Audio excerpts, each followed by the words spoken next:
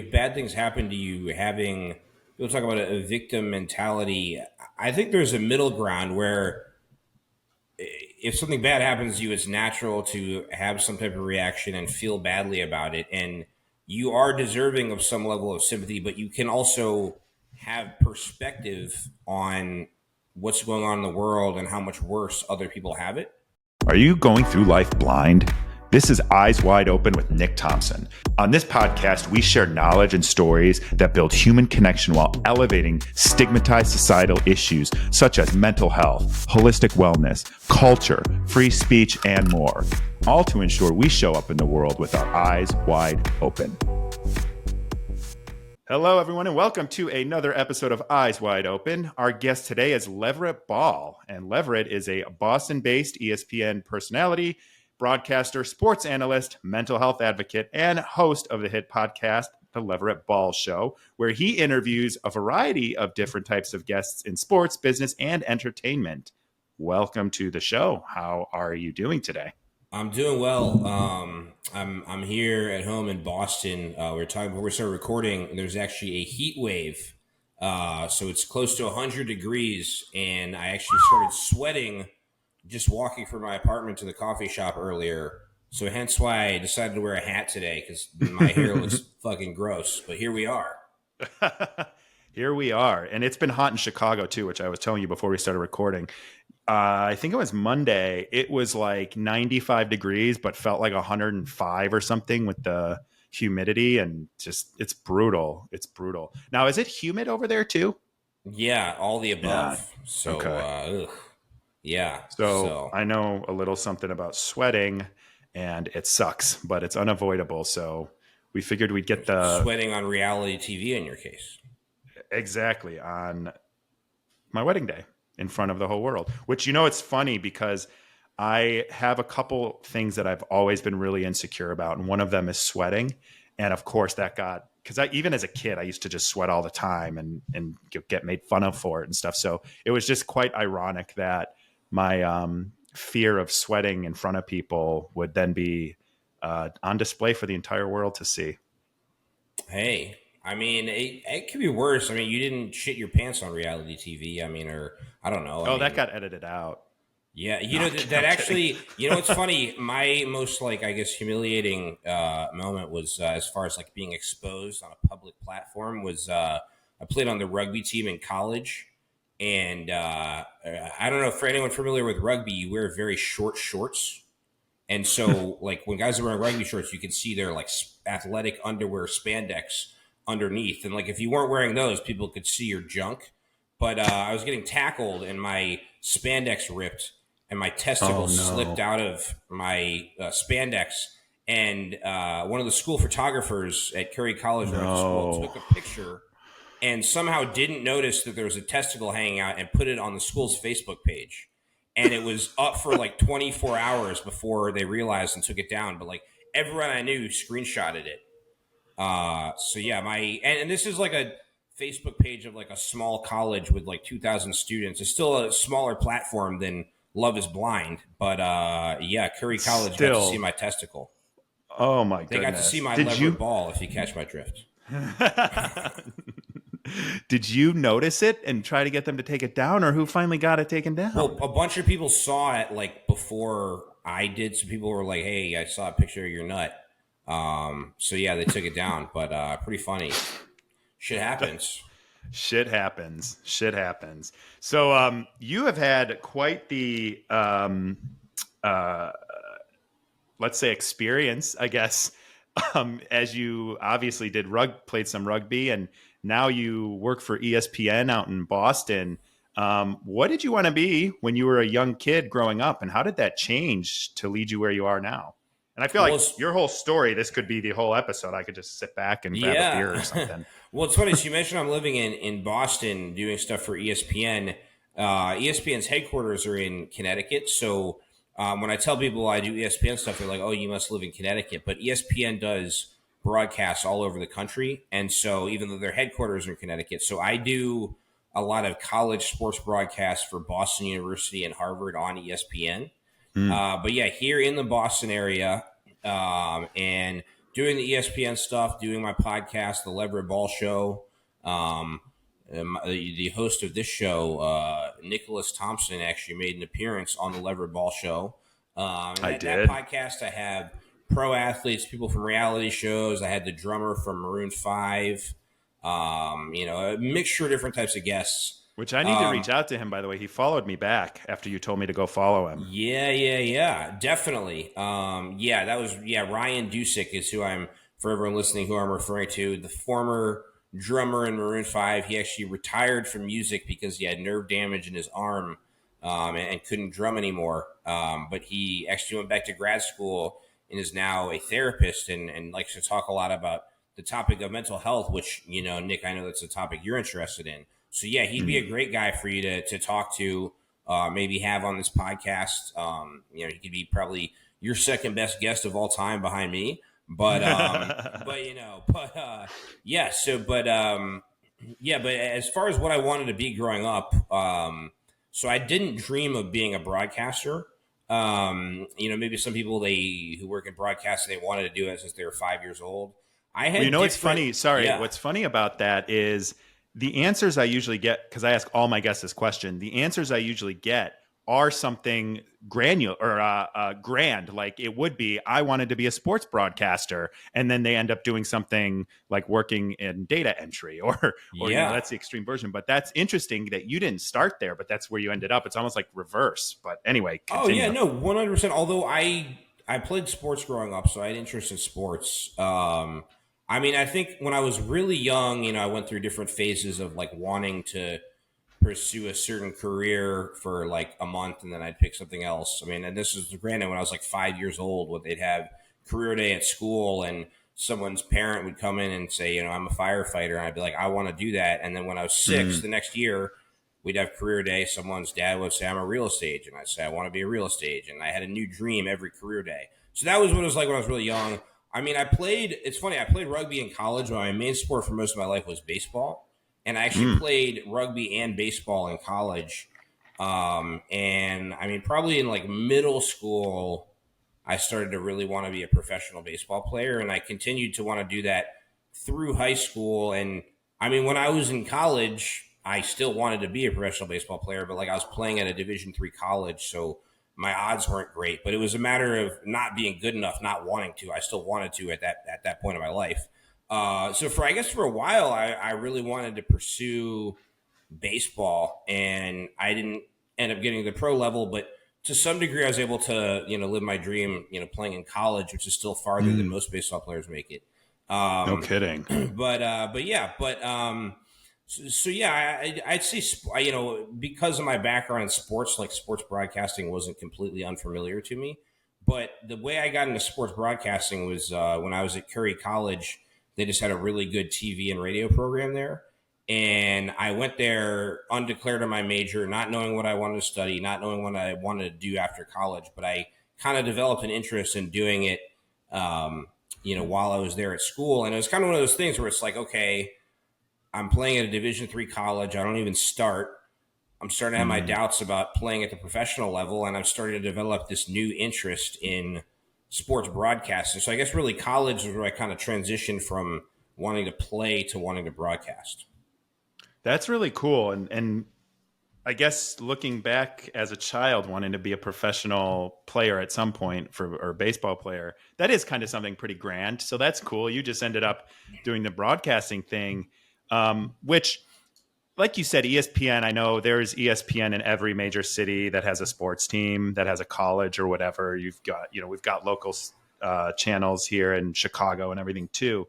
But getting into that, I would imagine it's not as easy as some of the other things you could have chosen to do. Probably not as hard as professional baseball, but not something that's easy. So when you left school, what did you do? Like, I wouldn't even know where to start. Do they teach you that in school? Because I felt like I never to a degree. Although also, I forgot to mention my other dream growing up was to be on Love Is Blind. But when I applied, they said we took Nick Thompson for the last position on the show. We're very sorry. So I wanted to be you my whole life, but it didn't work out. You don't want to be me. But who knows? But it's funny because I mean, in college, so Curry College, where I went, they had a good program for internships. So they hooked me up with a few different internships while I was there. So I was able to build a network and a resume while I was still in school. I mean, if you Okay. graduate college with no connections and no resume and try to get into sports broadcasting, it's extremely hard. But I built a resume and built connections while I was there. My senior year, I did an internship at NBC Sports Boston, and I job shadowed their Boston Bruins reporter at Bruins games. And there was one game I'll never forget. His wife gave birth during the game, so he had to Whoa. leave early. So I went into the locker room and interviewed the players on TV. And at the time, I was still in college, so I interviewed the players on TV, and then I didn't even have a car, so I went and got on the subway and took the subway back to campus Oh my and God. went to class the next morning. So it was kind of like, What was that like? Was that it nerve was wracking? I wild. can't even. I mean, no, but well, so I don't know. I think I developed this play sports. I developed kind of like a fuck you mentality where it's like if I played against athletes who are better than I was, I thought I could beat them, and It's a I thought good I was better good than them even if I mentality. wasn't. And so, and it was kind of like as an intern going in there interviewing professional athletes, I was kind of over my head, but I just have this like mindset I've developed where just, nothing is off limits, nothing is over my head. And so that mindset helps you in that situation. Yeah. So I wouldn't say I was nervous, but that being said, it was strange though because you interview the players on TV, you go to walk to the subway station, you're sitting there in your suit at the subway stop. No one has any idea that you were just in the Bruins locker room. You get on the subway, go back to campus. I went back to my dorm. And the next morning, I had an 8 a.m. math class, and like less than 24 hours later, I'm in a math class at That's Curry surreal. College because I didn't take any math classes the entire time I was there, and you had to take one math class in order to graduate. So I took it in my last semester of senior year. It's a class called Topics of Contemporary Math, which means you That take it sounds if you. like Yeah, it that's means the it's yeah. the what you take. It should be called like I didn't take any math and I need a diploma. That's what they should call the class. But yeah. So I went to Topics in Contemporary Math, which I was taking pass fail. I actually managed to get a P that semester. No big deal. I'm kind of a fucking scholar. But yeah, I went to So Topics what were of some of the things they taught you in that? Contemporary Math. Yeah. I mean, it's standard math class, different problems, different. I mean, very. It was because it wasn't just like calculus or just ones. It was like a mixture of different math classes, and you didn't actually have to get to the point where you fully understand each topic. You just get a little Oh, SparkNotes dabble. version. So yeah, It's like me with algebra, which I had to retake in high school. uh, It was like I understand the concept of solving for X, but don't ask me to actually do it. It was right, right, like, right. I mean, I was a beast at middle school math. I had in eighth grade, I had a 99% average in oh wow, in my math class, and then after that, my math career went straight downhill. I took like pre-calculus my senior year of high school, and then didn't even take any math for 4 years of college. But it's funny because I went to a different school my freshman year, and they had different graduation requirements. So some of the like most basic classes you had normally would take as a freshman at a lot of schools, I didn't take at Curry because I'd gone to a different school and they didn't accept my many of my oh my credits from my previous gosh. school. So I took the most like senior year. I took like topics of contemporary math. I took a class because I needed a math and a science. So I took topics of contemporary math. I took intro to science, which is also a joke. That sounds It like a second grade class. Yeah, it's like basically you learn how to draw in a coloring book in that class. And then I like took these joke classes and then was like taking public transportation to Bruins games to interview the players. It was a very weird experience. So I was how did like, you yeah. yeah, how did you feel like when you were in the locker room and then out afterwards? I bet was it like an adrenaline rush or was it like a relief or It was almost like a letdown. Like it's almost like I don't do cocaine, but like people talk about like how the come down's a bitch with certain drugs. okay. I've Like you never feel done like you're the cocaine coolest either. guy in the world, when you're in the locker room, and then you know you go to the subway station, and like I was an intern, I made minimum wage, so it's like, well, I got $65 in my bank account, and Uber home would be 50. So I'm going to wait 20 minutes for the subway because I can't afford an Uber. See, it's like Which almost like when Superman is Superman in his costume and he's a badass and he takes off the costume and he's just a fucking dork. It's like I felt Clark like I Kent. just taken off my Superman costume. So Yeah. yeah, and it's just kind of like because it's just kind of like a weird existence where it's like I didn't consider myself a college student. I didn't consider myself a member of the media. I was in this like weird in between stage in my life. Well, and you happen to kind of get in that position as an intern where you're doing these interviews instead of observing, right? So Yeah. it is like there's no structure or Well, so roadmap for. normally when you intern, you just job shadow, and Yeah. it's like bring your kid to work day. I guess I'd impressed them at my internship to the point where they let me go to games with reporters, but I was still mostly just observing. But yeah, the Bruins main reporter Joe Haggerty, his wife started giving birth during the game, so I had to fill in for him. That's So so crazy. thank God Joe Haggerty forgot to use condoms one night because that kind of got me my opportunity. So yeah, Mister No Pullout Haggerty got me my opportunity. Do you still talk to him? No, so Oh, okay. so I was gonna say, nothing I'll clip against that him. for you if you want to send it to him. Say thank Well, you. so with him, I guess his mindset is when you're an intern, he'll be nice to you and be there for you and coach you. But then once you're not an intern anymore and it's not his job to coach you, he doesn't want to talk to you until you've really, really, really made it. So like the stage in between like a college intern and like an established guy during that time frame, he doesn't want to talk. He basically it's like come talk to me once you've made it. Right. So it's funny because I remember like when I shadowed him at that game before he left to go witness the birth of his child, he was cool as hell, very nice. But then I requested him on LinkedIn after the game and he declined it. And he's like, "Well, He I'll act." declined a LinkedIn request. Yes, it was like Oh it's my one of those God. things. It's like, yeah, I'll be cool to you while you're interning, but I mean, you're not worthy A of LinkedIn request, being my though. LinkedIn contact. So, yeah, I mean, I don't know, Just so you but know, every yeah, intern I've ever worked with, I'm connected with on LinkedIn. right.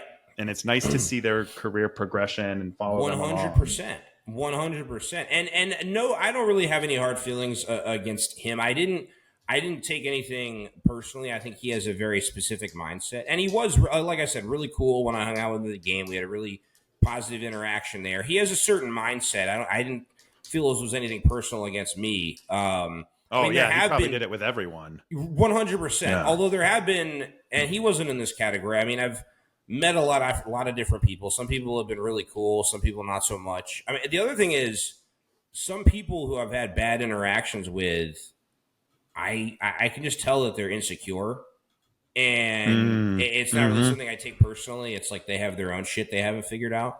And there are a lot. Broadcasting is so competitive, and I was going to there's ask, like, can you yeah. even have friends in it? Because you're all kind of like, Well, no, you you can have know, friends, but it's just very competitive, and there's bad job security, and you're under pressure to perform. So it's like it makes a lot of people feel insecure. yeah. So there are just a lot of people, yeah, who. But no, you can have friends in it because if you have success and you start to throw your weight around and treat people like crap, eventually you're going to be humbled, and people won't be there to pick you up off the ground if you treated them badly. So it's That actually, I makes think, sense. good to build contacts in the industry and have a kind of healthy, relationship with other people who work as broadcasters. Yeah. And what was your so I don't want to like shift gears too much, but you were telling me, so I was in Boston a couple weeks ago, just for everyone listening, Yes. and we had dinner together and a couple beers, and you were telling me that you actually had a stint where you weren't able to work in broadcasting, and I'm very interested to learn and share with the audience, like, what was your career path once you got out of college to where you are now, and what were some of those ups and downs that you had to kind of push yourself over? Well, so I've always been in broadcasting. I did take one little stretch a couple years ago where I wasn't doing it full time, but that was more for personal reasons. But I mean, when I first got out of college, I worked in broadcasting, but the starting pay is very low when you first got out of college. So I had a job with the Red Sox radio Can I ask network. how? Oh, well, now that you've Oh named yeah. them, you probably don't. Like, how No, I low don't is give a it? fuck. I'll say it. I'll say how much they paid me on this show. No, yeah, I'm not gonna be like, well, an unidentified media outlet. So no, so I worked with the Red Sox radio network, first job out of college, and I wasn't like on the air. Mm-hmm. I was like, I helped out behind the scenes. Like got people coffees. Sometimes they'd send me to like a park with posters with like the Red Sox radio station logo on it, and I hand those out at a park. I mean, I never got asked to give anyone a blowjob. It wasn't that degrading, but I was Right. definitely the bitch. But Was it was that like funny getting 'cause- coffee and running out for lunch and stuff like yeah, that? and Yeah. it's like Okay. because this was after college, so it wasn't an internship, but it was like I wouldn't even call it a job. It was like a ginternship. So yeah, so like yeah, but I mean it's funny because when I got the job, like Curry College sent an email to every student, faculty, and alumni email account associated with the school about how I got this job, and they're like, "Wow, look at this Curry College alumni really making a name for himself." But I got paid $11 an hour, Oh and my they're able gosh. to do that because like it looks so good on your resume that people are willing to work for almost nothing Mm-hmm. to just get their foot in the door because it's that competitive.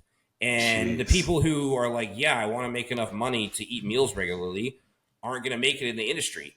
There's just it's just that cutthroat of a business. So yeah, so $11 an hour. The minimum wage in Massachusetts now is like 13. So the amount it was 11 then, but the amount I was making then would be illegal now. But yeah, but when Curry College sent out that email about me, they said, Leverett Ball, Red Sox radio network. They didn't say like, will suck We're, dick for rent. Like, right. I was going to say, yeah. currently working for just below minimum wage. So I did lots of side jobs. Like I did Uber. I worked at a bar. Oh, wow. So I had a lot of side jobs, but I was still working in broadcasting. But then I did at one point when I was going through a rough stretch with some health issues. I kind of took a break, didn't do anything for a little bit, and then for about 6 months or so, I actually worked in sales and did some ESPN broadcasts on weekends. And then after about 6 months of that, I went back to broadcasting full time. But that wasn't me taking, trying to make a career change. That was more just along the lines of I was going through some stuff with my health, and Yeah. I kind of needed some time to clear my head. And the 9 to 5 schedule and the structure was something that I needed for a short stretch of time just to kind of Yeah. regain my bearings. Because ever since I got out of college, I mean, I'd say even before, like ever since I started doing sports broadcasting internships in college, my life has revolved around broadcasting, and I've been willing to make all kinds of sacrifices to do it. And it kind of beats you up. And I needed, 6 months or so just to clear my head and step back for a little bit. But I can honestly say after taking a step back from broadcasting, I actually want to do it even more. It gave me a lot of perspective. I took some time to kind of think about, is this what I want to be doing with my life? And I feel even more strongly that I want to keep doing it. You know what's interesting about that is I feel that a lot of people need that, but not a lot of Yeah. people have the wherewithal to take that. And I remember I've told this story. I don't know if it was on this podcast before, but I had worked so hard to be a chief marketing officer. And that was my goal from probably my first job at Motorola when I was coming out of college. And I finally got it a couple of years ago, interim, but I got there. And I had this realization where I'm like, I don't know if I want this. I'm not sure that this is what I want to be doing for the rest of my life. And now I'm like, I was, 35, 36 years old, CMO of a 250 person software company, global software company, traveling the world, going to Sweden, to Denmark, to Europe, different places in the US. And it was like everything that I had worked so hard for. And I made a lot of sacrifices in my life in terms of relationships and friendships and stuff to focus on my career and just always work, right? Always working hard. And once I got there, I was kind of like, I don't know if I want this. And so I stepped back and I ended, there were other reasons, but I got another job, kind of going back to product marketing, which is the type of marketing that I enjoyed and did. And I took a step down into a lesser position so that I could sort of stop and say, okay, what do I actually want to do? Am I just not ready for this? Do I really want this? And I think, I lost my job, which I think that, after the Love is Blind experience. Oh, And you tried to murder a coworker, wasn't that why I you tried to lost? murder Oh, a yeah, yeah, right, right. Oh, and I was so supposed to I tell had anyone. this, Sorry, not supposed to yeah, tell that was a anyone. secret. I had this time where I was not working, and I did, like, I gave myself a couple months to sort of reevaluate what I wanted to do. And I don't think that a lot of people get that. And I was forced into it. You were forced into it because of your health, even though you made some choices. But that kind of giving you sort of that reset and reigniting that passion and conviction that you wanted to be a broadcaster was probably ultimately a good thing for you, even though you had some, health issues. And then 6 months in sales, man, I don't know how you did that. What were you selling, or where were you working? Well, it's funny. So the company I worked for was called. They were called BAO. It stood for by The, appointment only, and they oh, were okay. a pure cold calling company. So they would make commission by booking sales meetings for software companies. So like we work with like Comcast a lot, and we'd book sales meetings for Comcast and other software companies, Yeah. and then they would pay us commissions for booking the meetings. But like the actual software was sold during the meetings with Comcast, so we were just selling meetings. We weren't actually a software company. We didn't But have our own that's, software that we were selling. It was like a pure cold calling company, and we'd make commission off of lead generation. yeah. So Which, as someone who works in software marketing, I can tell yeah, you, like, it's not easy to get a meeting. So yeah, cold calling for a company, I feel like at least if someone's working at a company, there's maybe a little bit of passion there, right. but that's got to be difficult to just get basically told to fuck off without ever Oh getting yeah. any investment in, like, oh, I believe in this company, or I care about what we're doing. Oh yeah, well, and we'd use aliases when we cold called people. So you wouldn't say you're calling from by appointment only. You'd be a pretend sales rep for the company you're working for. So you say, Mm. "Hi, I'm calling from Comcast," and you weren't allowed to use your real name, so you use a an alias. So for a while, my Did you get to alias make them was up yourself? they had a list of first names and a list of last names that you got to pick from. That's so And crazy. so my alias for a while was Arnold Derby. So I'd be like, "This is Arnold Derby from Comcast calling."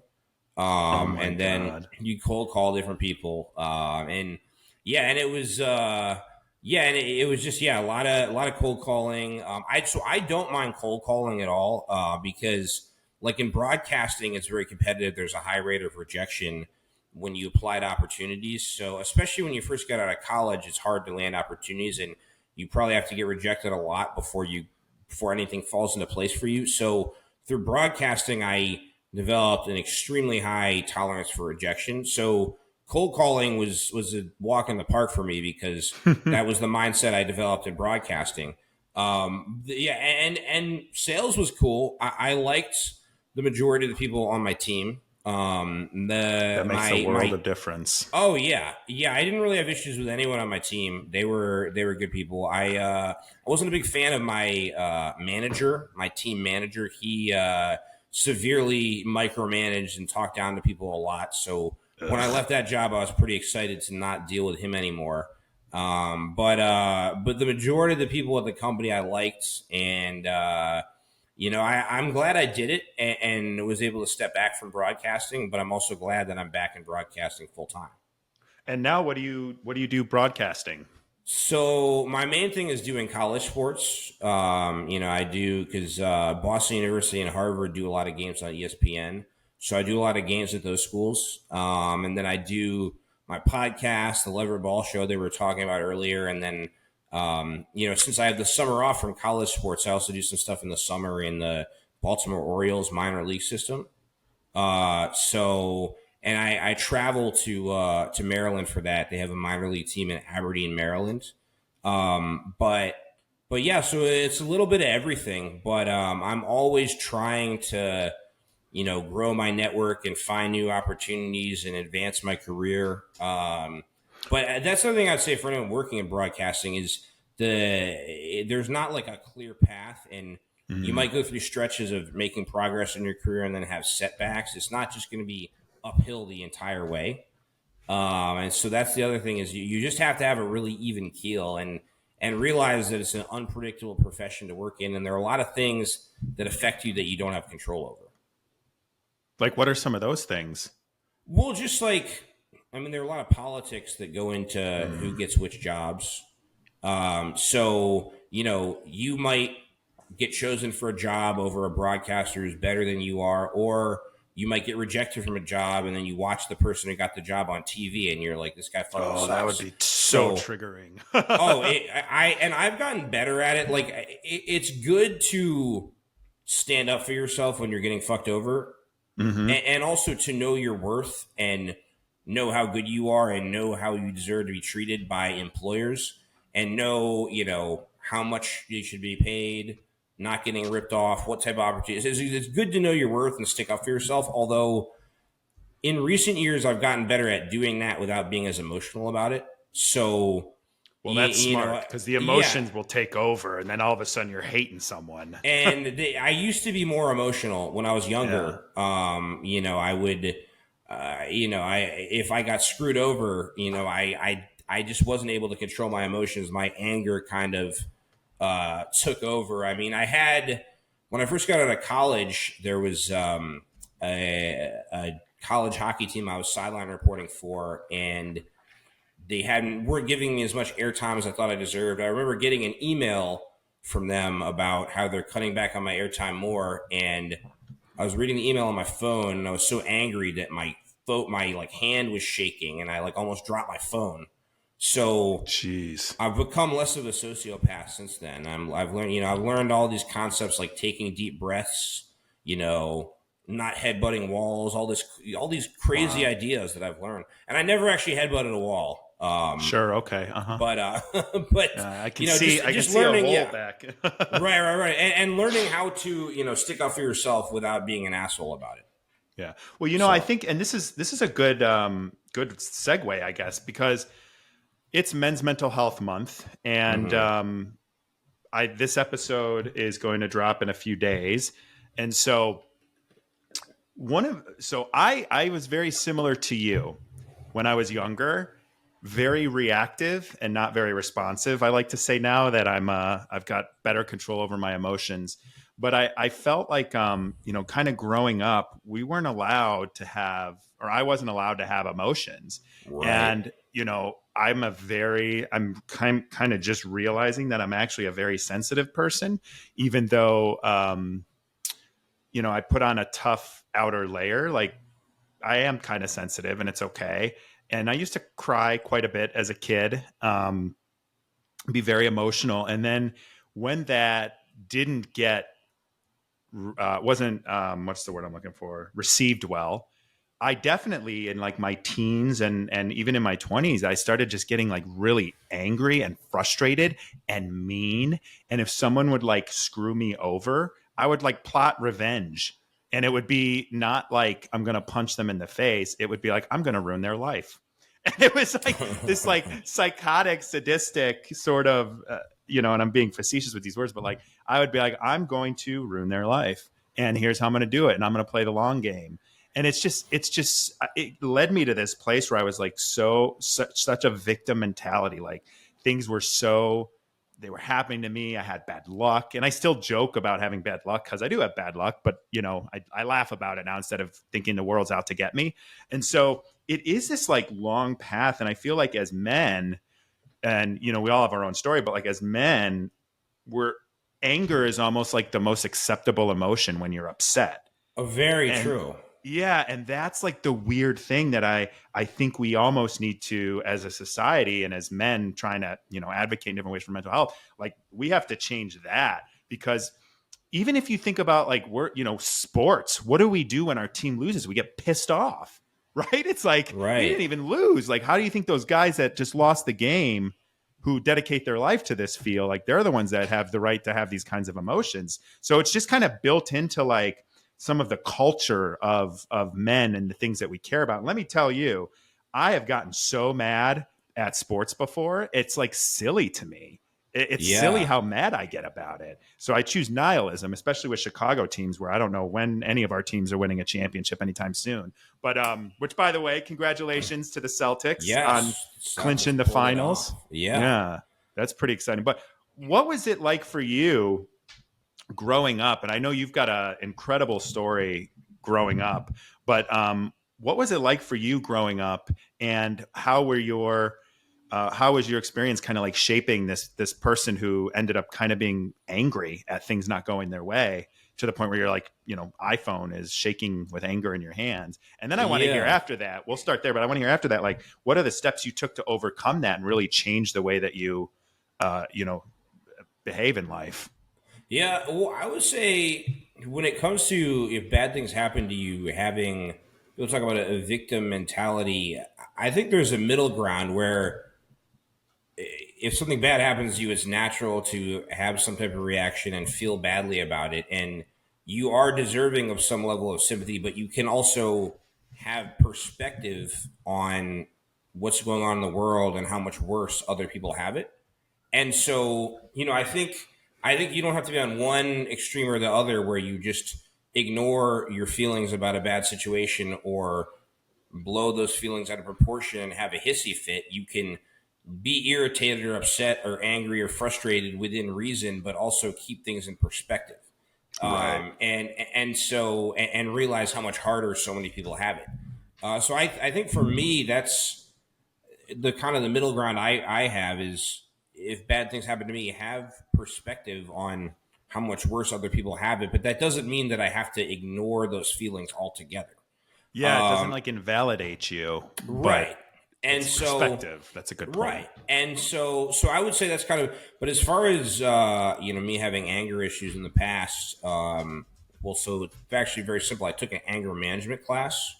And this was also like when I took the 6 months or so off from broadcasting full time. Like I worked a 9 to 5, but I worked with a therapist and took an anger management class and really worked on myself during that stretch. And part of why I took the anger management class was I had just gotten out of a somewhat unhealthy relationship with the girl I was dating, and there was never any physical abuse or violence in the relationships, but there was a lot of screaming on both sides, a lot of screaming at each other, a lot of verbal abuse on both sides.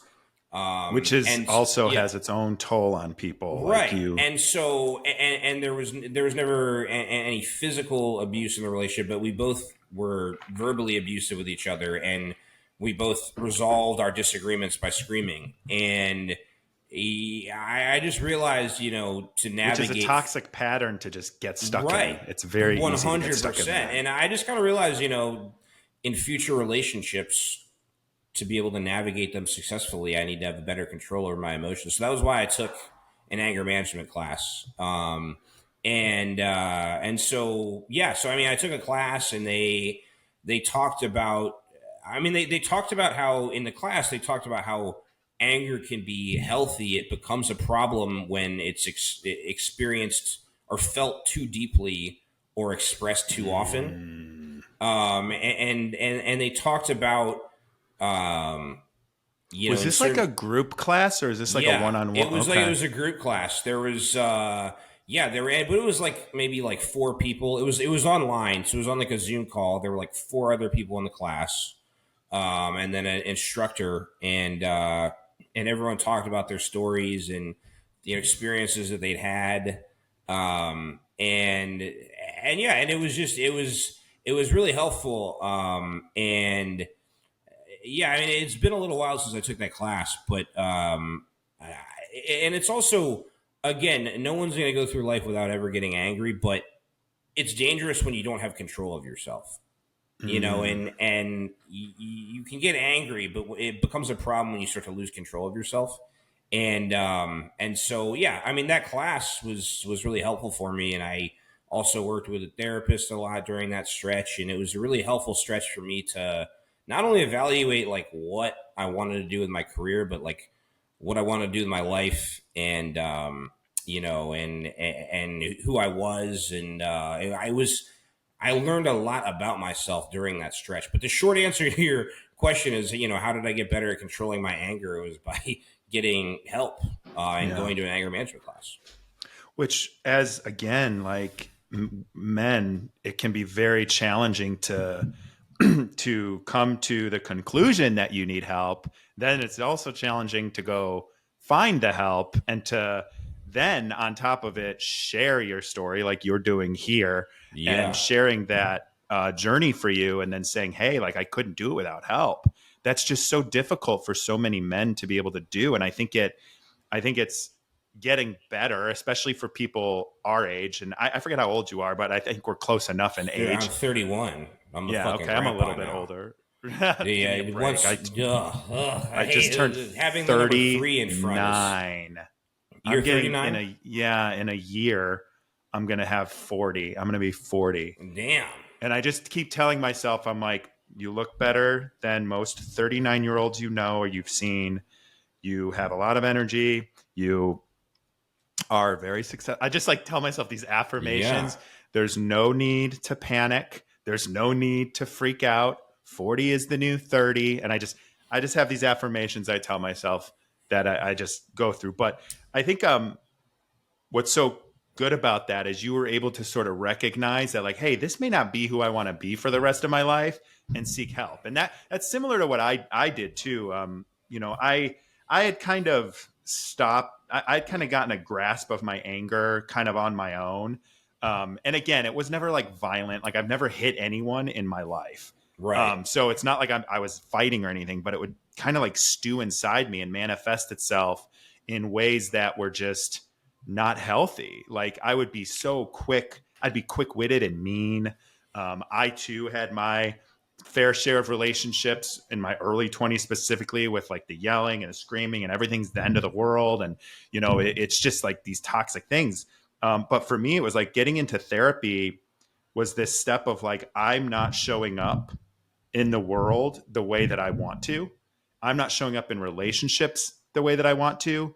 And I have this, and I still fight with this all the time. I have this like internalizing thing that I do where when I'm not doing well or I'm struggling with depression, which, I've had like my whole life, when I'm struggling like that, I just withdraw and I don't tell people, I don't share it. And so it manifests in relationships as me being uninterested or not feeling the same way or something to that extent. And I've had to like really work hard to be able to understand those feelings, but also like share them. I mean, I didn't tell anyone that I suffered from depression until like probably like 31, 32 years old. No one, not my Mm-hmm. parents.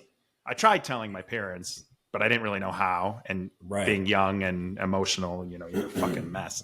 But anyway, Right. I think that's great that you were able to do that. Now you're able to sort of take those tools and kind of let things flow off of you. And some of the stuff you were telling me, like I don't want to put anyone on blast, but some of the stuff you were telling me when we were at dinner about people and getting guests on your podcast and some of the ways people, blow you off or don't show up or show up super late and all of that stuff. Like, man, I would fucking blow my top about that Oh because yeah, everyone, no, the time it is can be valuable. frustrating. Oh, Yeah. 100%. Although you just building off a couple things you said though. I mean, you talked about the withdrawn state, and I know people who are like that where if they're upset, they get just quiet and I think people like that are misunderstood more often because if someone Mm-hmm. starts throwing furniture or crying, it's easier to see that they're upset. But the people who get withdrawn, it's harder for people to pick up on the signs, and it's especially like if there's someone whose family is kind of distant, if they have like a workaholic dad who's not super involved, he's not going to notice when they're being withdrawn as opposed to when they're having a temper tantrum and that's but that's a sign a lot of times when people are struggling is not just crying or anger, but being withdrawn, like you mentioned, and it can be misunderstood as someone not caring or this or that. But the other thing though with the anger is, you mentioned that it's considered the most acceptable emotion for men to show, and in some cases even like celebrated, and that's definitely true. I mean, because when I played rugby, So I had true. anger issues, but like I got elected team captain my senior year, and like You got elected and team captain because of your anger issues, I'm sure. there were a lot of In factors that went rugby. into it. Like I was one of the hardest workers on the team, but no, but like guys thought I was a savage, like, and Oof. like I'd go out there and get in people's face who were bigger than me, and and Which goes back to you saying, like, even if you're better than me, like my mentality is I'm gonna be better than you. right. Like that The other that thing that manifested made me there. so angry, I remember when I played rugby, was that some kid who was bigger than I was hit me after the play was over, and I was like, "What the fuck? The play's over." And he's like, "I'm gonna give you another chance to walk away. You don't want to deal with me." And it was like almost like telling me I should be intimidated by him. And this kid was maybe 60 pounds bigger than I was, but Holy cow. like something about him saying that triggered me so much, and I was basically just like, "Let's fucking go, you fucking pussy! I'll fucking bury you!" And like the rest of the game, me and him just butted heads back and forth. And like I said, some stuff that the school we were playing against was LaSalle College, and I was like sarcastically complimenting him, and I was like, "Oh yeah, I'll bet every girl on campus at LaSalle has probably sucked your dick because you're the fucking man." But like just him saying that one thing triggered me so much that I had a temper tantrum at him for like the rest of the game. But in like a violent sport where like rugby, that's actually applauded, and like in a 9 to 5 job, someone who behaves like that gets fired. Someone who behaves like that Totally. on a college rugby team gets voted team captain. So it's like, and I think it's true with a lot of guys who play like rugby or football or contact sports, is like they don't realize that like the field is a very different place from the real world, and you can't just solve your issue with someone by slamming them on the ground the way you can in football or rugby. And So so like interesting. when I was that age playing contact sports, I was like applauded for being a hothead. So that doesn't teach you to not behave that way. and, Well, and that's then so yeah, and then you interestingly get out in the real true. world and you learn not to. I mean, you learn that there are consequences in the real world. I mean, one of the guys in my anger management class had just lost his job because he flipped his shit at someone at work. And Jeez. you learn that there are consequences, and also I kind of learned also in the class about being the bigger person, because in my previous relationship there was a lot of abuse in both directions, and it wasn't just one sided. We both treated each other like shit the entire time, and so I used her behavior as a way of condoning my behavior, if that makes any Oh, sense. absolutely. And Absolutely. That's so a huge growth opportunity that you yeah, probably got out of this, because I used to be the same way. I would just be like, oh, you're going to be, a bitch or unreasonable or this or that. Like, I'm going right. to throw it right back at I you. was And it's like, just, "You're gonna be a bitch. I'm gonna be an even bigger bitch." yeah, You exactly. never met a bitch like me, but yeah. but but yeah, no, You one have a hundred bad percent. bitch So yeah, ball. the anger class, it definitely kind of opened my eyes about a lot of shit. So Yeah. And what was your, so growing up, I read the article I mentioned to you called, what was it, Behind the Mic, I think? oh yeah, Yeah, yeah. And so full transparency again to the audience, like we met, you asked me to be on your podcast. So I was on your podcast almost a year ago now. It has to be pretty oh close to yeah, that. And then we've DM'd, we've kept in touch. And then when I was in Boston, we grabbed dinner and a couple beers. And, we've been kind of getting to know each other a little bit more. But I didn't know your story growing up. And so when I read this article as I was prepping for the show, um, I don't even know where to begin, but the part that got me that I think is so crazy is you were actually at the point when you were going to college where you had to steal, borrow clothes or high school. or high school Well, from the because I went lost to and a boarding found. school. I went to a Yeah. boarding school for high school. So yeah, Yeah. But you had, um, challenges growing up with your mom. And yeah. I would love if you are comfortable, if you would share what it was like for you growing up and how you navigated that as a young person, young man. Well, Nick, I would rather not. No, I'm just kidding. Yeah. So, well, no, that's funny. The article that you read about me, it was written by Brewster Academy for their school website. And Brewster Academy is where I went to high school. It's actually a boarding school in Wolfboro, New Hampshire. And I grew up in Baltimore, Maryland, but I went away to boarding school for high school. And I did have a pretty fucked up childhood. And that's part of why I went to boarding school.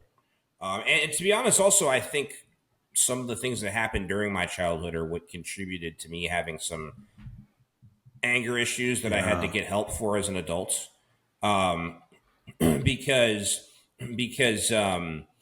you know, the reason I went to boarding school, so my mother years ago had brain cancer, and they had to radiate her brain to kill the cancer and keep her alive, and the radiation badly damaged her brain, and so she became very mentally ill. And I was an only child, and I was being raised by a very mentally ill adult, and my father, he's a good guy, and we've become really good friends during my adult years, but he was kind of a workaholic dad. He was very focused on his career. What did he do? And he was a college professor. He taught economics. Okay. He was very focused on that. And so he wasn't a super involved dad, which is not ideal in any situation, but I think it's worse, if you have a workaholic dad who's not involved and you have a stable mother or siblings you can lean on, it's not as hard. But, I was also an only child, and the person raising me was very mentally ill and not really capable of taking care of herself, much less a child. Right. And so she was very abusive with me throughout my childhood. I had some physical scars. I got this bad boy on my wrist from where I got stitched up in a hospital after an incident with her. And so it was basically recommended that I went to boarding school. But, with my mother, the family therapist who recommended that I go to boarding school didn't know everything that was going on. He only knew a fraction of how bad it was. Mm-hmm. And so, like, my mother could have ended up in jail for some of the things that she did to me.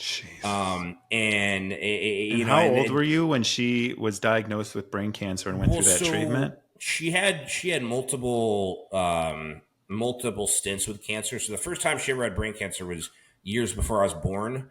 But then she had, like, sometimes people who recover from cancer don't stay cancer free. Yeah. So she had multiple times throughout my childhood when she had to get more brain radiation, and just over the years it got worse and worse and worse. And she got more and more and more mentally ill. And and she would do things, she would wake me up in the middle of the night for no reason just to sleep deprive me, or she would wake me up at 6 a.m. on a Sunday when I didn't have school by dumping water on me and order me to clean the house. And she had one incident when she kicked me in the genitals because I wasn't listening. So it was just, and all these things happened, and it was just a really tricky situation because my dad, when you're so young, and my dad didn't want my mother to end up in jail, and he had compassion for her because she had mental health issues. So basically his decision was for me to just, after talking to the family therapist, was for me to just go to boarding school.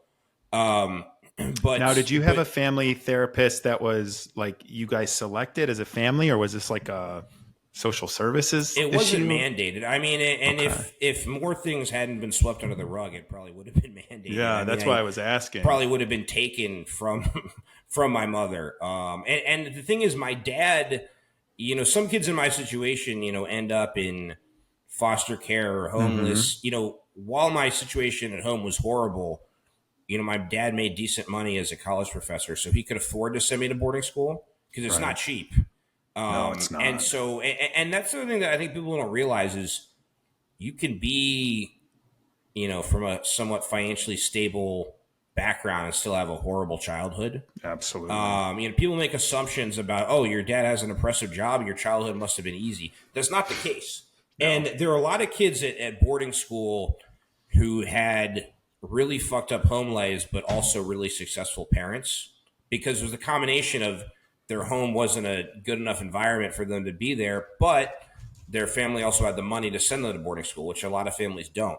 But yeah, but then I was dropped off at Brewster Academy, and my mother insisted on driving me, and she, for whatever reason, took all of my suitcases that I'd been bringing to boarding school and that I was going to take to boarding school and hid them, and then told me that she'd put them in the trunk of the car and drove me to New Hampshire and dropped me off with one set of clothes that I was wearing and no phone. And so you're at a new school. You're the new kid at a school in New Hampshire, and you have one set of clothes. And so they talk about when Brewster Academy wrote an article about me. They initially wanted to write an article about my career and what I've been accomplishing, because obviously anytime an alum of your school has success, it's a good look for the school. But I told them I wanted to talk about that, but I also wanted to talk about like what I was going through when I went there and how it helped me to get through it. And so they talk about in the article that you read, how I was dropped off there with no clothes and started stealing clothes out of the lost and found. And, going to classes in pants that didn't fit. And it's an uncomfortable way to be a new kid at a new high school. And there were some people at Brewster, teachers and other students who really helped me and took me under their wing. There were also, some people there who didn't understand my situation and made jokes about my clothes or this or the, you don't have clothes, you don't have a phone, you're a fucking mess. And in their defense, they didn't know what I was going through. Yeah. But that was what I learned about when it comes to judging people. You have no idea what they're going through behind the scenes. Clue. And when you go through shit like that and people judge you, it puts a lot of things in perspective for you. So, if I'm walking down the street and I see a, homeless man, I'm not going to say, hey, go get a job, you fucking bum. Like some people say stuff like that. Like, you never know what anyone is going through. And you don't know their story. Stuff like that makes you more compassionate. But yeah, the article you read was a mixture of talking about my career, but also what I was going through, why I went to Brewster, and how Brewster helped me get through it. And that was written by a freelance writer who worked for Brewster for their alumni magazine. Yeah, so. And just for reference, I'm going to throw that link in the show notes if anyone wants to go read it. Very compelling, just very, very compelling story. And I think that you're spot on when you say like you don't know what someone's going through. And that's something that I felt, when I was growing up. I went to a Catholic school from 2nd grade to 8th grade, and then we were too poor to continue the Catholic school thing. But my parents divorced, lost the house. My dad lost his job at one point, and there were a lot of times where like I was literally wearing my mom's winter jacket because I didn't have one, or something like that. And I would get made fun of too for stuff like that, because my parents smoked cigarettes, as I think everyone did in the 80s and 90s. But it would like smell like smoke, and that would be an issue. So I'd get made fun of for that. Get made fun of for like things we'd bring for lunch. It was just, and the thing is like people just don't know, but then they can't make those assumptions. And I always say this about, I have such a soft spot for homeless people, because like you said, like, I don't know what it was, but what I do know is no one growing up as a little kid was like, I'm going to grow up and be homeless. So whatever circumstances, predicaments led them there, that wasn't the plan. That was the plan for no homeless person, was to be homeless when they were growing up. And now I know some people choose to be homeless now for whatever reason, whether that, a lot of times I think that's mental health challenge that's causing that, but it's just empathy and compassion towards other people, and not knowing what they're going through. You can really apply that when you get frustrated with someone. And then the other thing on that is like, I always try to think of people's intentions instead of their actions. And when I was able to kind of figure that out, so many things just started like rolling off of me that would just have me pissed off or whatever, especially like coworkers and stuff. I just tell myself, I'm like, this person is not trying to make my life harder. This is just they have better intentions than someone who's an asshole. So Oh yeah. it's hard, but you just don't know. And I think, for what you went through as a high school kid, having come out of what you came out of with your mom and some of those things that she did to you to deliberately kind of make your life more difficult. It's really unfortunate that you went through that, but it's good that you got the learning out of it, I guess, instead of kind of becoming how people were treating you. Yeah, one, and again, for the most part, my experience at Brewster was positive, and that's why I did that article. And there were a lot of, teachers and people who work for the school who helped me, and I made a lot of great friends there. But the interesting thing though about that was, lots of people go through tough stretches, but then they don't end up being in a position in their career where the school gets to write an article about them. Because I guess I'm a sports broadcaster and they wanted to write an article about me, I had a platform to tell my entire story. And it was interesting because there were actually a few people who kind of sneered at me in high school who reached out to me. This is obviously years ago, but reached out to me on social media, and they're like, "We didn't know what you're going through, and we're so proud of you for overcoming that, and congrats on all your success." But the thing is, though, if I weren't a sports broadcaster, I wouldn't have had that platform to explain what I was going through. And, a lot of people never get that platform. And a lot of people, you never will know what they're going through. So, but I think you don't need to understand someone's situation to understand to not be an asshole. And so also I'd say though, that's where a lot of my anger management issues came from was when I was young, the abuse went on for years and years and years. And, my mother was mentally ill. My father wasn't, and he knew what was going on, and he looked the other way for a very long time. And, oftentimes I was told if I complained about the situation that I had an attitude problem. And it made me angrier when I had a justified reason to be angry. And so I would say, You weren't allowed to have those emotions. That's the whole right. thing. And so exactly. And so that's the thing is, I would say if you're ever in a situation in which someone had something bad happen to them and they're losing control, like you can acknowledge their hurt while also encouraging them to control themselves. You can tell them that your reason for being angry is valid, but you shouldn't break furniture in your own house. You're just gonna have to buy more furniture later. But that's more of an effective approach than just telling them not to break the furniture. Like acknowledge their feelings and then and then tell them, encourage them to go about things in a positive manner. I mean, and that was something, because I think where a lot of my anger came from was like having my feelings be dismissed. Yeah. Growing up. And so, Me too, by I the was way. 100%. I was in that situation. I don't know, 6 years ago, a friend of mine, his mother had some domestic violence issues with her boyfriend, and he had put his mother's boyfriend had put her in the hospital, and she didn't want to press charges against him. And so my friend was going to wait for this guy outside his house and beat the living shit out of him. And I knew that if my friend did that, the guy would report him and you'd go to he would jail. get arrested. And he couldn't say he was defending his mother because she didn't want to press charges. So I talked my friend out of waiting outside this guy's house for him. But I didn't only tell him, don't do that. I also said to him, your anger is justified. That guy's a piece of shit and he deserves to get his ass kicked, but I really don't want to see you get arrested, so you shouldn't do that. And I think for me to encourage him to go beat that guy up wouldn't have been appropriate, but also for me to just tell him not to beat that guy up but not acknowledge his feelings wouldn't have been helping him. I completely Because agree. I've been there when I've had situations where I had every right to be upset and people discredited those feelings, and that made me 100 times angrier. And so, I think you can, if you're dealing with someone who has anger issues, one way to reel them back in is to acknowledge why they're upset, but then encourage them to go about things positively rather than just doing the second thing. And so, again, I think where a lot of my anger issues came from was from years and years and years of what was going on and it being allowed. And that carried over into my adult life. And it was not a very productive.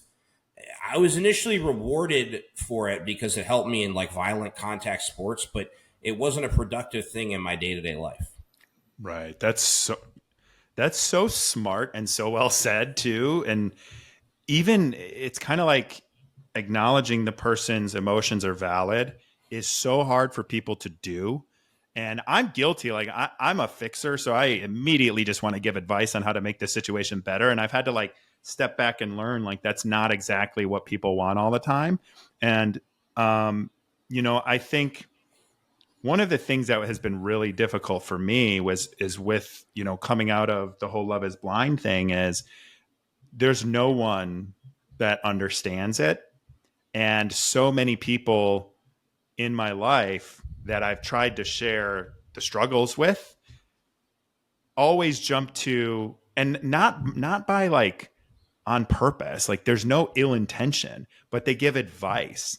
They give they're trying to relate to it, which I understand because they're trying to relate to something that they can't relate to, but they want to be there. And it became so troublesome for me because I always felt like, well, people think just because this was on TV, it wasn't real. And that I'm not dealing with like the real emotions that come with a relationship ending or divorce or, losing, my new family, all of that stuff. And that was like a real wake up call for me to realize that like, people are doing the best they can with the tools that they have, but a lot of people don't know how to acknowledge or validate the way someone's feeling, even if they can or can't relate to it. And being able to recognize that and work towards being better about that is only going to improve your relationships and build trust with that person, so that when you do give them that piece of, hey, there's probably a better way to go than beat the shit out of this guy outside of his house, you've actually made them feel seen. And that's what I think we miss so much in friendships and relationships, with family, with partners, is that we just don't really take the time to see. We just are trying to relate or trying to give advice or trying to, um, like, I guess relate's really where I was going with that, but like trying to find a way to relate to it and waiting for their turn to talk instead of actually listening and sitting. And I remember last story from me, but I had this friend who sat with me in one of the worst couple of days ever when I was coming out of my public divorce. And I remember she said to me, do you need me to just sit with you right now? Do you need me to leave? Do you want me to listen, or do you want advice? And she actually was able to do what I asked. And it was such a moment to be like, oh, wow, like I can be acknowledged. I can be seen. Like someone is going to ask me what I need in that moment. And I think that we could all do better at that and do better at exactly what you're saying. Like, let's acknowledge how people are feeling, whether we agree or disagree, like they feel the way they feel, and that's okay. And then, you can kind of navigate what the next best point of conversation is based on what they need at that time. It's so easy to say and for us to kind of talk about, but it's that application I think people maybe struggle with. Yeah, and like you said, let people feel their emotions and then talk about the next step. It's like, you know, if you know someone whose relative or friend passed away, eventually further down the road, you'll talk to them about, okay, what are the next steps you can take to have the best life you can have without that person. But there's steps to that process, and the first step is grieving and feeling the emotions. So Mm-hmm. maybe 6 months after your friend's loved one dies, if they're not getting out of bed until 3 p.m. and just watching TV and drinking beers every day, then maybe you can encourage them to take the next step. But at the same time, and there's a point in time when you encourage someone to take the next step, but you don't do that immediately. You don't go to a funeral and tell people to stop crying. Right. There's there's a process to it. And people aren't going to be ready immediately sometimes to take the next step. So, Well, and and grief sometimes in isn't order to take that linear. next step, yeah, That's what I like. They have the grieving process and it looks nice and linear on infographics, but it's not linear. Like you go back and forth between these different stages, and that can take months, that can take years. It can just be dependent on the person. And that's what I think you're just spot on with that. Like you got to give people space, which is, a cliche thing to say now, but like people need space. 100%. So yeah, and I'd say also though, if you're trying to help people because you genuinely care about them, that's more effective versus like the online self-help coaches who are just doing it out of their ego or to promote their brand. I mean, those are the people who are less likely to listen to you talking about what you're going through. Yeah. So yeah, Yeah, I I think it's agree. also, it depends on what your intentions are and having the right intentions when you try to help people. Yeah. No, I agree. And intentions, finding people's intentions will go a long way. Oh man. I look at my glow, by the way. It's hot Oh for people yeah, well, like I watching said, it I mean, on. it looks like I just ran the friggin' Boston Marathon. So yeah, I So mean, what is, it's 100 degrees here. so I have to, do you, this is probably the dumbest question, but like, how closely do you follow the NFL? Well, so of all of, well, because it's funny because like as a sports broadcaster, there are certain sports that I cover that are, are part of my job. Yeah. And they, with the pay, so I'm here in the Boston area. I did some Patriots coverage for the Boston Herald, like I don't know what was this 6 years ago, Okay. but but I currently do only college games on ESPN. But as far as like sports that I'm not broadcasting that I watch on my own time. Like I said, I've done some NFL stuff in the past, but like currently I'm only doing college games. So of the, with pro sports right now, I'm watching them on my own time as a fan. I'd say Yeah. probably the NFL is the professional league that I like to watch the most on my own time. Okay. So, So what do you think of Caleb Williams as a Chicago Bears fan? well, it's interesting because everyone Because we're flipped on out. cloud 20. We're like past cloud 9. Yeah. We're just like this, we've done it. Well, everybody flipped out about it. Remember his thing in college where he was hugging his mom and crying after a loss? Yes. Yeah, and so it's funny. That was heavily debated. There were some people who said, "Look how passionate he is. That shows he's passionate about the game."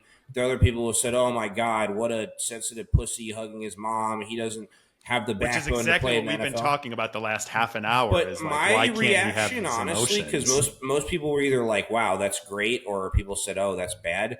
My reaction is, "Who the fuck cares?" Yeah. Like if he were being a prick to his teammates or causing drama within the team, I would be concerned about my team drafting him. If he was, getting arrested and getting DUIs off the field, but like I don't. It's just interesting. People were so on one side or the other with that. Like this shows that he's passionate, or this shows that he's saw. I just didn't care. Yeah. I thought it was a non-story. What And so yeah. No, I agree with that. And that's what we've been talking about, right? Like, why can't he just have the emotions that he's having after, fighting so hard on a team? People would prefer, and this ties back to Boston, Tom Brady, when he would just smash his helmet down on the bench or on the floor and start screaming at people. People would prefer Right. that and think, oh, look at his passion. But Well, it's then, considered more socially acceptable. Yeah. yeah, exactly. So it's But funny how that ties up. But you know I what's think, funny? So yeah. no, go You ahead. mentioned Tom Brady. Yeah. So the thing is with him. So I'm here in the New England area, and people worship him here. I mean, Hmm. he could easily get elected, governor or of Massachusetts, or mayor of Boston. Some people view him as a religious figure. They're like, I don't know if you've seen Ted 2, but there's the scene where Yes, I love the he's a Ted Patriots movies. fan and they break into Tom Mm. Brady's house and try to jerk him off and Yep. steal his To semen. steal his semen. Yep. Like that's a So funny. silly movie, but like people actually like him that much. So you're not really allowed to say anything negative about Tom Brady if you live in the New England area. And I'll say I respect his accomplishments. I think he's the best football player of all time, not just the best quarterback. And I think he has done a lot of positive things off the field as well. And he isn't a really good guy in a lot of ways, but he was sometimes, it's complicated because in some ways he was a very good teammate. Like when the Patriots would sign, some practice squad player, undrafted practice squad player to the roster who's going to get cut in 3 months, he'd be the first guy. He was such a big star, but he'd be the first guy to go up and shake the guy's hand Mm. and say, "Hi, I'm Tom," as though they didn't know who he was. And Right. in a lot of ways, he'd get his teammates gifts, and like if they went out to eat or to a bar, no one was paying. It was always him. Like, he was such a good teammate in a lot of ways, but his temper at times was toxic for his teammates. And with some of his younger teammates, he hurt their confidence. Like, especially with young Oh, receivers, wow. if they were struggling to understand the offense or know where they're supposed to be on certain plays or which patterns they were supposed to run, he would scream at them and have temper tantrum. And he wasn't able to explain things. His way of communicating was by cussing guys out. And Right. if a veteran player who knows the offense doesn't run the right route because he's not trying, that's when you yell. But if someone genuinely doesn't know what they're doing, you're just rattling them. And so there were certain receivers who couldn't play with him. So while he was a great player and a great guy and a great teammate in a lot of ways, his temper sometimes hurt the Patriots and That hurt makes their sense. offense. I And can his totally last see couple of that. years on the team, they actually had a rule that if a young player was making a mistake, he was in practice, he wasn't allowed to say anything, and the assistant coach was the one to do it because he was that toxic. So, Oh my and again, gosh. you're not allowed to say anything negative about him if you live in this area. I'm probably going to get tasered when I You're leave my going to get apartment. canceled and then jumped. But yeah, but I mean, that was the thing was he, and he just, it was especially hard for young players. He rattled a lot of guys' confidence and hurt guys' careers by how much he came down on them. So Yeah, that's rough. That's rough. I think it just it's so interesting because that's almost like what we've been talking about, right? When your anger is what you're allowed to be, and then he's hurting the confidence of young players, just like maybe parents' anger hurt confidence of young kids. It's just so funny how that just kind of translates into that story as well. But I well, and think that's the thing I think with constructive criticism in general is like constructive criticism is good, but know how to go about it the right way. Because if you don't go Right. about it the right way, you're actually hurting someone, not helping them. So very well said. That's very well said. And I think so with Caleb Williams too, that didn't bother me. The one thing that bothered me is when he ducked out on a press conference after losing. And the reason is because in Chicago, like, you will lose the whole city if you do that once. We are very tough. And that was one thing Justin Fields did really well. He managed the press, and that is a quality to have. So we'll see. I'm curious. I'm glad you brought up the crying with his mom because I think that just ties in perfectly with everything we've been but talking about. I didn't care, like and there were some people who loved it. I mean, I didn't love it, but I didn't hate it. I really didn't care. It's like he also took an Uber to the game that day instead of driving. Like, who gives a fuck? But Right, the one right. guy though, the one guy I can't stand, Aaron Rodgers, and we don't have to go off the rails talking about him, but that. He's so fucking annoying. I cannot stand him. There was a guy on ESPN recently, I forget who it was, but he was saying that like Aaron Rodgers is like that neighbor where like if you're going out to take out the trash at the same time as them, you like scroll on your phone until they're done taking out the trash and then take out your trash. Like, just so dislikable. But yeah. He is he's something else. I mean, that guy, for years we've had to listen to him tell us that he owns us. So we all fucking hate him in Chicago. Well, and I guess as a Bears fan, there's the rivalry. But I mean, even if I lived in Green Bay, when he was in his heyday for the Packers, I would have thought he was a tool bag. But his most I think recent they all thing was, think that. I think most people. Well, that's part of why that. the Packers got rid of him. Yeah. They drafted another quarterback right after he'd won an MVP award. It wasn't because of his playing ability, but no. But I mean, his most recent stunt, he's not going to Jets minicamp. Mm-hmm. And it's an unexcused absence, so the team's finding him because he, probably has to go to some cave for a darkness retreat and like wax his testicles in a cave with like acoustic guitar playing in the background, or something, or hang out with Joe Rogan and talk about conspiracy theories. But yeah, not a fan. Yeah, he's something else. But this has been a lot of fun. But before we head out, give you a chance to ask me anything. I haven't been on your show in a year, so maybe you've got something new you want to ask. Yeah, well, so and I see, since I interview people on TV and on podcasts, it's like an opportunity to display my my interviewing ability. So yeah, so what's your favorite color? No, I'm just kidding. No, but no. So I mean, blue. Well, I know actually. So since you came on my podcast, we've been in touch since then, and we hung out in Boston. But a lot has changed for you since you came on my podcast. So I know you have a new job and you're doing a lot with your podcast. What have you been up to? Lately that's a new development in your life. Oh, wow. Okay, that's a good question. So, I have been spending a lot of time on the podcast, UCAN Foundation. Really making some progress there. And then I did get a new job. I'm leading software and product, or I'm sorry, I'm leading marketing and product at a software company, which has been new because I've never done product management before, which is fun because now I'm leading that team, but I have a lot of industry knowledge, which has been really helpful. But, so I'm challenging myself from like a career perspective as well, which is kind of cool. But I think the coolest thing that I've really picked up in the last 6 months is I started boxing. So I took a boxing class at Title Boxing. I think it was 2019 as like part of a class pass that you can buy where you can just go to different gyms and try different things. And I've always wanted to do it, but I just never, the first time I did it, I couldn't walk straight for like 2 weeks because that is an intense sport to partake in. And so at the beginning of the year, one of my New Year's resolutions for myself was to try something new for my physical fitness. And, as you know, physical fitness is very important to your mental health. So I started boxing in January, and I started off going once a week, and then I upped it to twice a week, and now I'm going 3 times a week.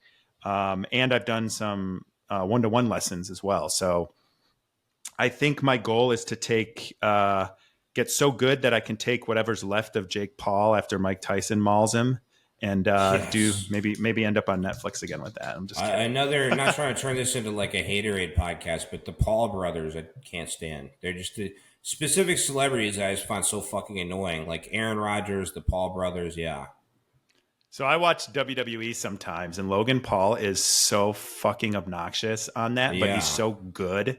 It's Hmm. like watching him do it is so funny. Jake Paul is annoying because I just don't think he even belongs in the same conversation as Mike Tyson, and I hope Mike Tyson knocks his Well, ass I out. feel that way about influencer boxing in general. Is Yeah. like when if someone's an influencer boxer, they're either fighting against other influencers who also suck at boxing, or they fight against a real boxer, but the real boxer doesn't try. Like for example, Logan Paul fought Floyd Mayweather. Yeah. Floyd Mayweather didn't try. Floyd No. Mayweather could have beaten him to death if he'd wanted to. Yeah. Floyd Mayweather didn't try, and then everyone's like, "Look, Logan Paul It's a hung in there legit with Floyd boxer. Mayweather." Like, I mean, Floyd Mayweather at one point, Floyd Mayweather hit Logan Paul, and he started to fall, and Floyd Mayweather caught him and held him up to Oh, I keep the didn't even fight see going. that. Like, and it was probably in some type of agreement that he wouldn't knock him out.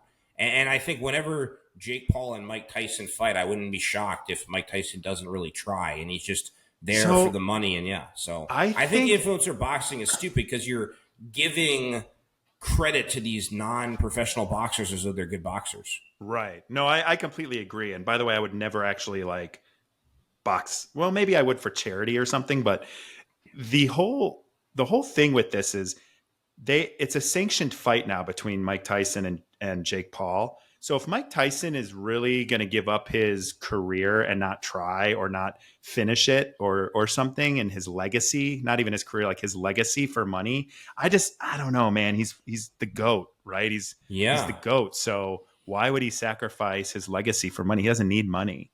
You know what I mean? So I've Are seen you his sure training though? videos, Because I and mean, he made a lot of money, but maybe is he broke? Because a lot of pro athletes make yeah, money I and know then they do mismanage it and end because up they don't know broke. how to Like, manage it. I mean, and maybe he's not broke. I don't know, but I mean, are we sure he doesn't need the doesn't need the money? Maybe Yeah. he No, I does. guess that's true. That's true. But I've seen his training videos, and some of the stuff he said, he stopped smoking weed, which was like a thing for him. Yeah. And now he's eating raw meat because he says that's what he's going to be eating when he fights Jake Paul. So, so I don't I know. mean, I hope it's yeah. legit, but who Maybe he'll knows? go out there if he actually tries. Jake Paul's done. No Oh, chance. totally. He's not Totally even a agree. real professional boxer. No, he's not. It's He's, like they did again with influencer boxing. It's like if the two of us played pickup basketball and they stopped televising the NBA and filmed us two on there. goofy white guys playing pickup basketball. Like, how would the real basketball players in the NBA feel about that? Like, you're giving fake boxers more publicity than actual real boxers. Yeah. It's stupid. So yeah. So let's hope Mike Tyson knocks his ass out. Oh yeah. So where can people find you on your social medias? Yeah, so I'm a huge OnlyFans guy at bigdick.com. No, I'm lying. I do not have an OnlyFans. Sorry, everyone, if that's what you're hoping. My main social media is Instagram. I use all of the platforms, but I'm most active on Instagram. So that's, I think, the best place for people to keep up with me on social media. My Instagram is just Leverett_Ball12. Probably the only guy on all of social media named Leverett Ball, so I'm easy to find. It's probably harder, like, for you, if someone didn't have your Instagram handle and they typed Nick Thompson in the search bar. There are probably more people you have to scroll through than if you type Leverett Ball in the search bar. But Instagram is my main handle. My podcast, the Leverett Ball Show, is on Apple Podcasts, Spotify, and all the other podcast platforms.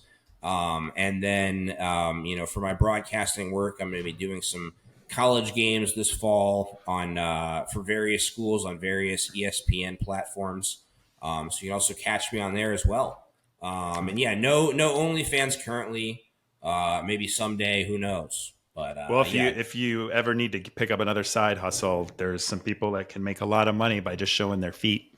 There was a professor at a school in Wisconsin who just lost it, or they're trying to fire him, and he's like taking the school to court because he and his wife made a porno and put it on OnlyFans. Oh my God! And the school is trying to terminate him, and he's saying, he didn't send this video to his students or like make them watch it for their homework. Like, it's something he did outside of his job on his own time. Like, I think he's right to feel, as though he shouldn't lose his job. I personally, if I were a college professor, I wouldn't want to make a porno and put it out there for the world to see. Right. But I don't think he deserves to get fired. And even if some people may find his behavior strange, it's within his rights to do that.